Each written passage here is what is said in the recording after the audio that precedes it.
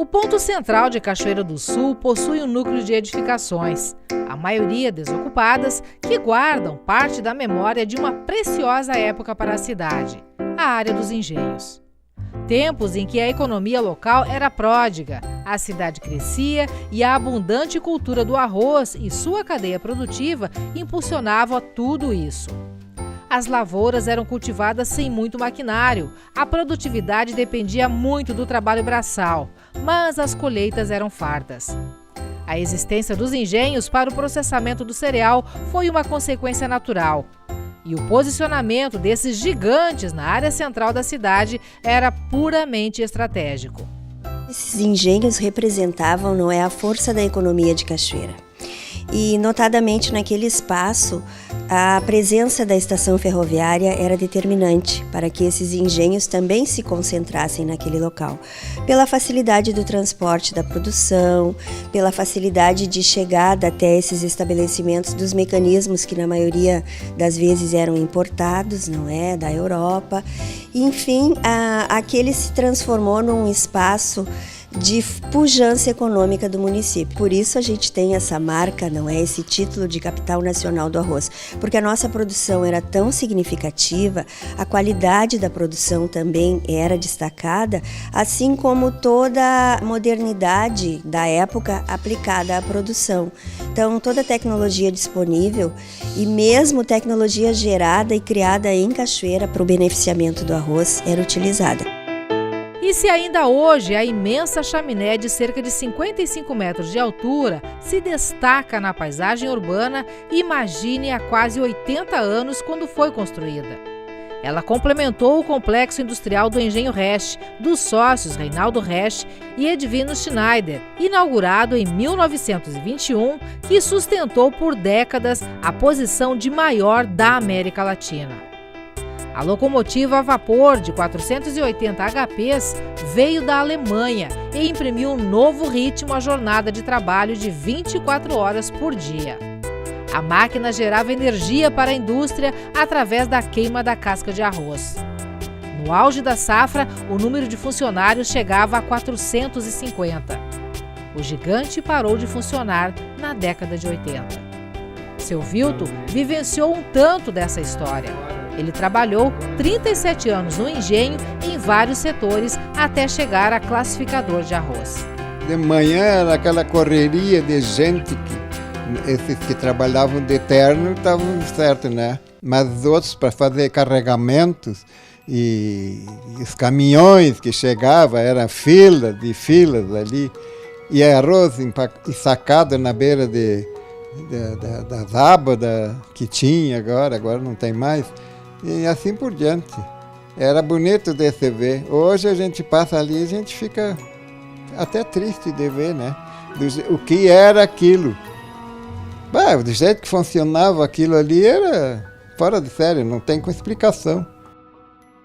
O saudosismo e lamento do seu Vilton se justifica e a história mostra que há muito que se resgatar e conhecer sobre aquela época. 8 grupos formados por acadêmicos do 1º ao 6º semestre do curso de Arquitetura e Urbanismo da UFSM, Campus Cachoeira, dão exemplo disso. Cerca de 90% dos alunos é de outras cidades e, para se apoderar da história, contexto e importância histórica do complexo dos engenhos para a cidade, eles estudaram, ouviram pessoas da comunidade, trocaram experiências e exploraram o local. Tudo para que pudessem discutir, ter ideias e elaborar com propriedade projetos de urbanização e ocupação dos prédios e da área do entorno. A atividade integrou a primeira oficina transdisciplinar do curso. Então, quando a gente pensou em que área a gente poderia trabalhar, a gente queria uma área que envolvesse tanto a questão do patrimônio, a questão do espaço urbano, de preservação, então que abarcasse tanto arquitetura, paisagismo, urbanismo e o patrimônio que a gente acha tão essencial, uma discussão tão essencial aqui em Cachoeira. Houve esse processo de imersão mesmo em relação ao tema, onde os alunos passaram por diversas metodologias que aproximaram eles através de visitas ao local e de discussões, reflexões, entrevistas e dinâmicas feitas entre eles com a comunidade. Então eles também foram para essa região dos engenhos e para as praças centrais conversar com a comunidade, entender um pouco mais dessa dinâmica de como era o funcionamento dos engenhos enquanto eles estavam ativos e o que hoje, a situação em que eles se encontram hoje, qual é o impacto, qual é a sensação que a comunidade cachoeirense tem em relação a isso. Os acadêmicos tiveram total liberdade para desenvolver os projetos. Derrubar um prédio, por exemplo, não seria problema nenhum para eles, não teriam que se preocupar com custos, por exemplo. Então, a maioria deles optou pela derrubada do prédio onde hoje funciona o Supermercado Dia. Tudo isso para que possa ser restabelecida novamente a conexão entre a Praça Doutor Honorato de Souza Santos e os prédios dos antigos engenhos. Eles tinham total liberdade de criação e que refletiam nisso que a Renata comentou antes, de diferentes propostas, com enfoques diferentes, com escalas de trabalho também diferentes, alguns trabalhando mais com soluções a curto prazo, médio prazo, outros já pensando em soluções que também contemplassem curto e médio, mas também a longo prazo, propostas um pouco mais complexas de serem executadas, passíveis, mas mais complexas de serem executadas. Após a conclusão dos projetos, das planilhas e maquetes, surgiram diferentes opções de espaços para a mesma área. Cada um com uma diretriz ou visão de passado, presente ou tudo mesclado, mas sem a perda de identidade do local. Em termos de pesquisa, foi observado que um pessoal comentou que a área dos engenhos seria uma cicatriz na cidade, que foi uma proposta que ficou abandonada no tempo e que o pessoal sente um saudosismo muito grande quando passa por aquela área. Então a gente se apropriou dessa diretriz e quis trazer manter a identidade histórica e trazer a integração do pessoal jovem que usa aquele espaço ali, mas que a proposta em si retratasse a identidade histórica, realmente frisar bem isso e trazer um atrativo, que seria a pista de skate, um café memorial, a proposta do nosso projeto. A gente ia reocupar o espaço sem danificar e sem modificar o que já existe, com propostas contemporâneas, urbanas, e sem perder a memória, né? A única coisa que a gente trouxe diferente foi um grafite para uma parede específica, mas que também serviria para mostrar o talento dos jovens, né, na questão do grafite. Um outro grupo atentou para a utilização social dos pavilhões dos engenhos. Uma das ideias é que esta grande área aqui seja ocupada por uma grande horta comunitária, a ser cultivada por moradores do Beco dos Trilhos e também pessoas da comunidade. A produção seria vendida ali naquele prédio, um grande mercado público municipal.